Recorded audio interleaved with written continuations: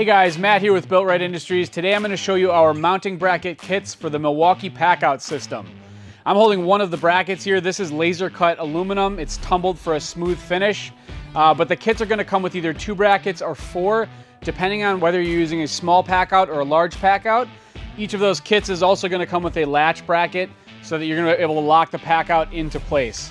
In addition to those pieces, they're going to come with custom spacers and stainless hardware for mounting. So let's take a closer look.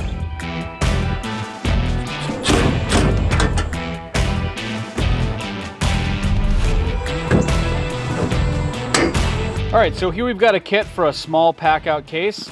I've got the 2 brackets sitting here with the latch up here, approximately spaced kind of the way you would mount them. You can see we've got the red spacers here. We would mount these something like that. We'll show you that in the truck, but I wanted to give you an idea of what's involved in the kit. So each of these brackets is mounted in 3 places using a spacer and the included hardware. And then your packout would simply slide in here. We're demonstrating this on one of our universal MOLLE tech plates, but this would fit on just about any flat surface. All right, so we're out here at our Shop F-150. We've already installed a packout kit in the back of this truck, but I got a small packout here. Let's show you how you might fit one of these into the back of your truck.